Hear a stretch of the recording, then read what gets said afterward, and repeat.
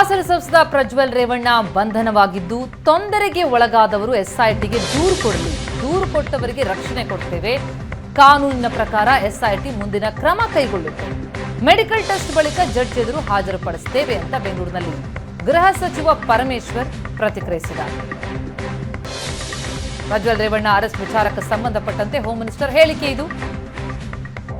ತೊಂದರೆಗೆ ಒಳಗಾದವರು ಎಸ್ಐಟಿಗೆ ದೂರು ಕೊಡಲಿ, ದೂರು ಕೊಟ್ಟವರಿಗೆ ರಕ್ಷಣೆ ಕೊಡ್ತೇವೆ, ಕಾನೂನಿನ ಪ್ರಕಾರ ಎಸ್ಐಟಿ ಮುಂದಿನ ಕ್ರಮ ಕೈಗೊಳ್ಳುತ್ತೆ ಎಂದಿದ್ದಾರೆ ಗೃಹ ಸಚಿವ ಪರಮೇಶ್ವರ್. ಬಂದಿದ್ದಾರೆ, ಅವರನ್ನು ಬಂಧಿಸಿದ್ದಾರೆ, ಅವರನ್ನು ಕಾನೂನಿನ ಪ್ರಕಾರ ಏನು ಕ್ರಮ ತಗೊಳ್ಬೇಕು, ಅವರಿಗೆ ಮೆಡಿಕಲ್ ಎಕ್ಸಾಮ್ ಮಾಡಿ ಅವರನ್ನು ಜುಡಿಷಿಯಲ್ ಊರಿಗೆ ಪ್ರೆಸೆಂಟ್ ಮಾಡಿ ಅದೆಲ್ಲ ಮಾಡ್ತಕ್ಕಂಥ ಪ್ರೊಸೀಜರ್ ಏನಿದೆ ಅದನ್ನು ಅವರು ಮಾಡ್ತಾರೆ. ಅದಾದಮೇಲೆ ಮುಂದೆ ಏನು ಅವರು ಪ್ರೊಸೀಜರು, ಅವರನ್ನು ಪ್ರಶ್ನೆ ಮಾಡ್ತಕ್ಕಂಥದ್ದು ಮತ್ತೆಲ್ಲ ಆ ಪ್ರೊಸೀಜರ್ಗಳನ್ನ ಮುಂದೆ ಮಾಡ್ತಾರೆ.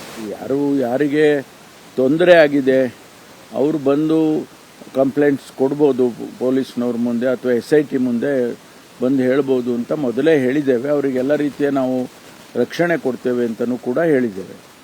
ಅದು ಮುಂದೆ ಯಾವ ರೀತಿ ಬೆಳವಣಿಗೆ ಆಗುತ್ತೆ ಕಾದು ನೋಡಬೇಕು. ಅವ್ರು ಬಂದಿದ್ದ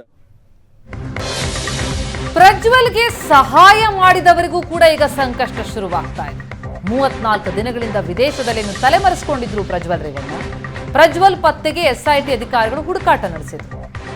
ಪ್ರಜ್ವಲ್ಗೆ ನೆಲೆ, ಹಣ ಸಹಾಯ ಮಾಡಿದವರ ಬಗ್ಗೆ SIT ಮಾಹಿತಿ ಕಲೆ ಹಾಕ್ತಾ ಇದ್ದು ಈಗಾಗಲೇ ಪ್ರಜ್ವಲ್ ವಿಚಾರಣೆಯನ್ನು ಕೂಡ SIT ತಂಡ ನಡೆಸ್ತಾ ಇದೆ. ಪ್ರಜ್ವಲ್ ಟ್ರಾವೆಲ್ ಹಿಸ್ಟ್ರಿ ಬಗ್ಗೆ ಮಾಹಿತಿ ಪಡೆಯುವುದಕ್ಕೆ SIT ಮುಂದಾಗಿದೆ.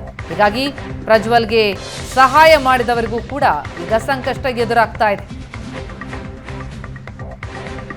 ಪ್ರಜ್ವಲ್ ವಿದೇಶಕ್ಕೆ ಹಾರಿ ಹೋಗಿ ಅಲ್ಲಿ ಎಲ್ಲೆಲ್ಲಿ ಟ್ರಾವೆಲ್ ಮಾಡಿದ್ದಾರೆ, ಯಾರೆಲ್ಲ ಅವರಿಗೆ ಸಹಾಯ ಮಾಡಿದ್ದಾರೆ, ಇದೆಲ್ಲದರ ಬಗ್ಗೆ ಈಗ ವಿಚಾರಣೆಗೆ SIT ಮುಂದಾಗಿದೆ.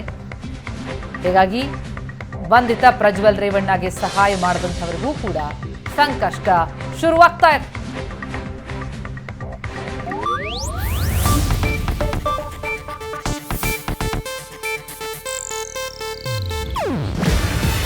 ಇದು ಏಷ್ಯಾನೆಟ್ ನ್ಯೂಸ್ ನೆಟ್ವರ್ಕ್ ಪ್ರಸ್ತುತಿ. ನೀವು ನೋಡ್ತಿದ್ದೀರಾ ಏಷ್ಯಾನೆಟ್ ಸುವರ್ಣ ನ್ಯೂಸ್.